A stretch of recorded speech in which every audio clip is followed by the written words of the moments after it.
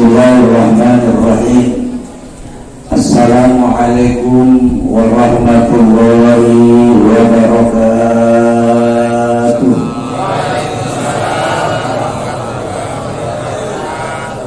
Bismillah, alhamdulillah. Alhamdulillah. Alhamdulillahillazi arsala rasulahu bil huda wa dinil haq liyudhhirahu 'ala dini kullihi walau karihal kafirun. Asyhadu an la ilaha illallah wahdahu la syarika lah wa asyhadu anna Muhammadan abduhu wa rasuluhu la nabiyya ba'dah.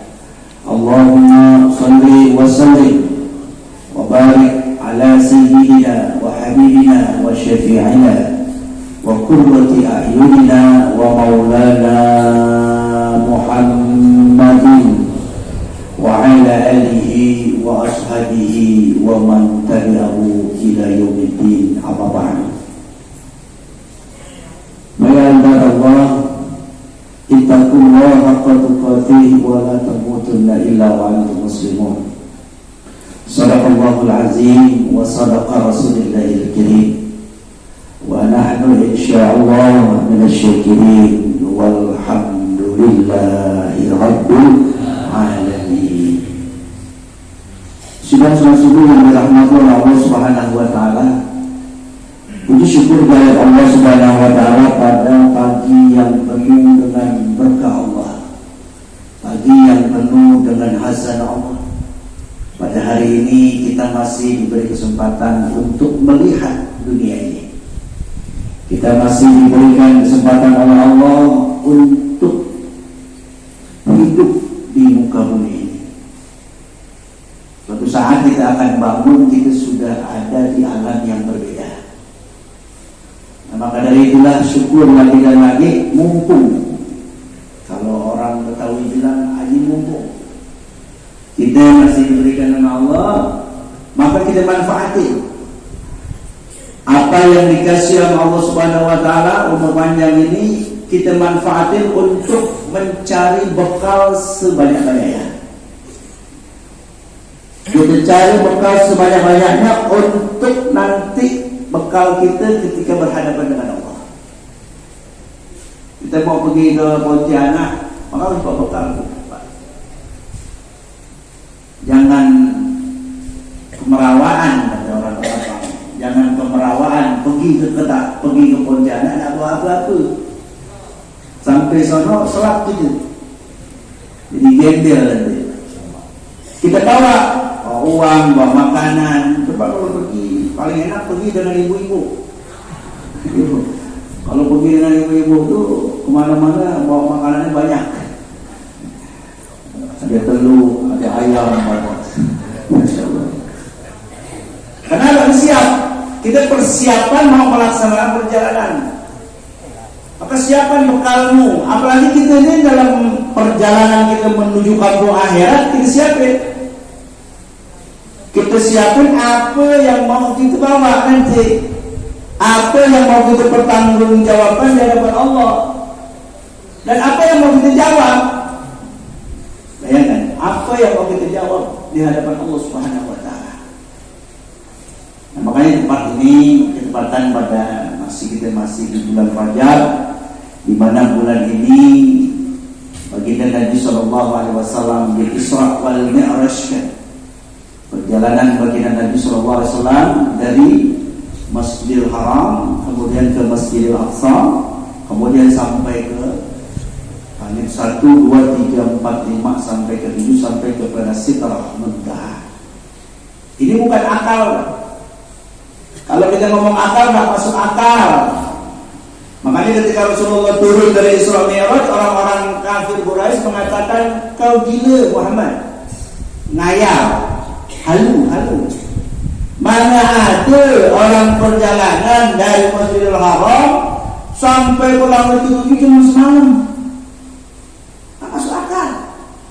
Untuk Masjidil Haram saja ke Masjidil Aqsa jaraknya itu sangat jauh. Berapa? 1000 lebih, 1239 km. Kalau kita bisa tempuh jarak mungkin 3-4 hari pakai mobil. Kalau pakai ontak bisa 3 bulan. Nah ini cuma sampai. Tak masuk akal. Isra wal Mi'rajnya baginda Nabi ini bukan masuk akal, tapi ini adalah masalah keimanan. Ibu punya, bapak punya umat, ya dah. Kita ini dilahirkan anak Allah, ada ibu, ada bapak. Ada bapak kita, ada umat kita. Maka lahirlah sebocah ni. Bocah lahir, sekacau lahir, sebocah lahir. Apakah nggak masuk akal kalau ada orang lahir tanpa ada bapak? Pak, masuk akal itu. Nah kita lihat keimanan siapa? Nabi Adam, Pak. Nabi Adam dilahirkan tak ada umat, tak ada bapak. Bisa. Nah kemudian Siti Hawa tak ada umat, ada bapak. Bisa lahir, bisa. Kemudian yang ketiga ada Nabi Isa alaihissalam, lahir tanpa ada bapak, cuma ada umat. Ini iman. Tapi umat akhir zaman ini banyak yang ngikutin Siti Maryam, Pak. Anaknya lahir tak ada bapaknya. Masya Allah. Nah ini masalah keimanan kita kepada Allah Subhanahu wa Ta'ala. Dan baginda Nabi Sallallahu Alaihi Wasallam diperintahkan oleh Allah, diundang oleh Allah langsung sana, diundang. Bayangkan, yang undang siapa? Allah langsung. Diundang Rasulullah Sallallahu Alaihi Wasallam sampai ke Sidratul Muntaha untuk menerima amanah. Bayangkan, apa itu? Sholat 50. Gocap kata orang Betawi, gocap Pak, 50 diperintahkan oleh Allah, turun ketemu dengan Nabi Musa. Kata Nabi Musa, nggak sanggup ya Muhammad, umatmu nggak akan mampu 50 waktu. Hak Allah, umatmu ibadahnya bah, jangankan 50, sholat tarawih aja milih-milih imam. Itu milih-milih imamnya siapa jadwal ini, siapa ini, wahnya lama ada pindah tuh ke Babul Hayat ya. Sampai di Babul Hayat sama yang diambil. Ambil yang 8 ya. Itu umatmu. Aku sama Allah. Adu lagi, ya Allah, umatmu nggak mampu. Ya udahlah, dari 50, 40, 70, 20 sampailah ke angka 5. Turun, ketemu lagi. Gimana Muhammad? Dah 5. Nggak mampu umatmu. Umatmu tuh nanti di akhir zaman tuh ibadahnya mau cepet. Mau sikit-sikit. Kalau ibadah udah perintah Allah. Ada mungkin motor mandi. Gambar 5 cukup ramai. Sampaikanlah kepada umatnya 5 waktu sholat ini bujang, kata Nabi Musa alaihissalam. Umat baginda Rasulullah sallallahu alaihi wasallam, ada sebagian umat ini yang tidak mampu untuk melaksanakan sholat 5 waktu. Dia hanya zuhur saja. Ada lagi yang asar saja. Bahkan ada yang maghrib isya saja, subuh ada. Kenapa kamu sholat maghrib isya subuh ada, zuhur ada, asar ada? Aku sibuk, aku kerja, kegiatan. Aku kerja jam 7, pulang jam 7. Mana sempat? Masya Allah. Ini ada Pak. Bahkan ada umat baginda Nabi Sallallahu Alaihi Wasallam yang tidak sama sekali melaksanakan sholat 5 waktu. Sholatnya berapa? Jumat sekali. Jumat baru dia sholat. Ada Jumat ada. Bahkan ada yang lebih parah lagi apa? Dia tidak pernah pergi ke masjid sama sekali. Dia pergi sholat hanya setahun sekali, yaitu Idul Fitri. Wah, paling depan Pak, nangis-nangis dia sholat. Karena Pak pakai baru semua, baju baru, kopiah baru, sejadah baru, walah sorban dipakai kayu putih. Sholatnya setahun sekali. Bujo mah kata pantun orang Melayu, ikan kodak, ikan belidak, suka bersarang di tepi batu. Puasa ada, tarawih ada, lebaran nomor 1. Wah, nah itu terjadi lah di kita. Dan bahkan terjadi lagi, bukan hanya itu, umat Nabi Muhammad nanti akan dibagi kelompok-kelompok, masing-masing akan saling hujat menghujat, saling salah menyalahkan. Si A, si B saling nyalahin. Oh, harus salah, ini salah. Subhanallah. Makanya di sini kita sudah dibahas, sudah digaji, sudah diberikan amalan, sudah diberikan ajaran oleh ulama-ulama kita. Di sini ada ilmu fikih. Anda jangan ngomong ilmu fikih, jangan ngomong fikih kalau Anda nggak ngerti masalah fikih. Kalau Anda tidak mengerti tentang usul fikih, kalau Anda tidak mengerti tentang qawaid fikih, jangan berani Anda menghujat, jangan berani Anda menyalahkan, apalagi Anda merasa diri Anda benar. Itu banyak Pak, sekarang aliran-aliran yang nyala-nyalain itu. Tidak boleh kunut bid'ah. Ya, itu Pak. Kalau tidak ngerti tentang ilmu fikih, jangan ngomong masalah hukum. Kalau nggak tahu tentang qawaid fikih, jangan ngomong ilmu fikih. Kalau nggak tahu usul fikih, jangan ngomong tentang ilmu fikih. Kenapa? Ini sudah ada semua, ada masing-masing bagiannya. Ente kalau nggak bisa, ya udah ngomong fadilah aja. Kalau ente nggak ngerti, ngomong fadilah aja. Jangan sembarangan ngomong. Ilmu fikih sudah bahas, sudah dijelaskan bahwa semuanya amalan-amalan kita ini sudah dituntun dengan tuntunan dari baginda Nabi dan Allah Subhanahu wa taala. Salat yang tidak ada tuntunan dari Allah dan Rasulnya, ibadah yang tidak ada tuntunan dari Allah dan Rasulnya, jangan diikut.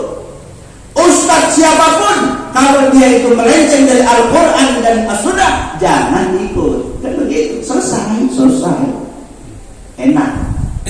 Ya, ibadah Islam kan enggak susah Pak. Susah. Orang Islam sebenarnya sholat. Enggak. Islam itu adalah agama yang mudah, nyaman. Kamu nggak bisa berdiri sholat disuruh duduk. Nggak bisa duduk, baring. Nggak bisa baring, pakai isyarat. Nggak mampu isyarat, disolatkan. Berarti inti mati. Itu. Ya begitu. Nggak ada.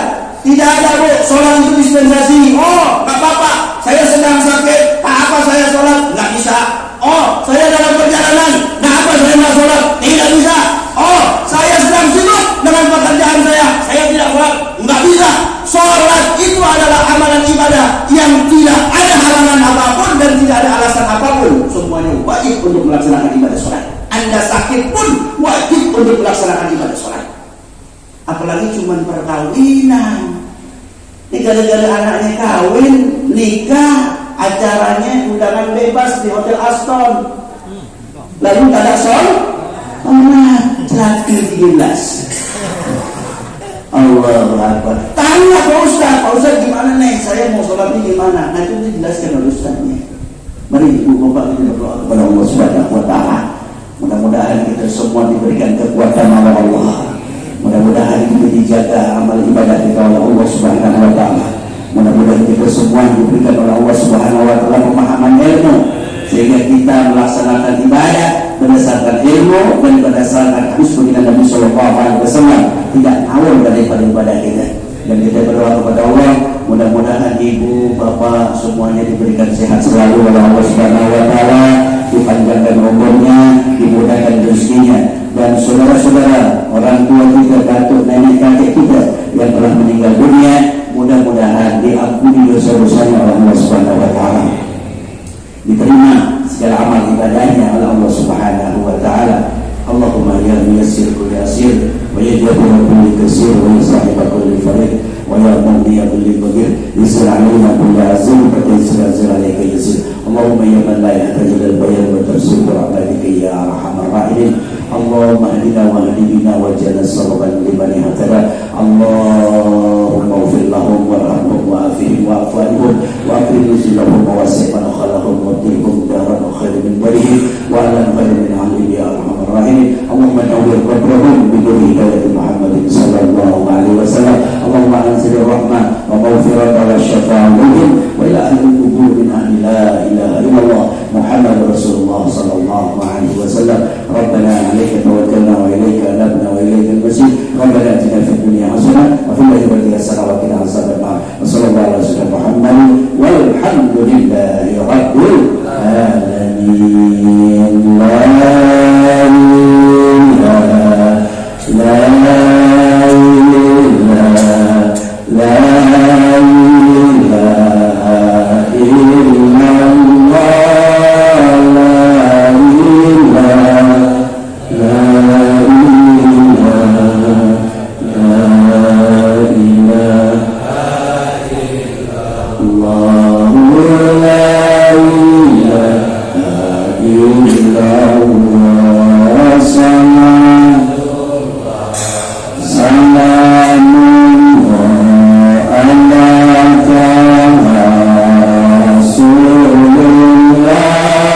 selalu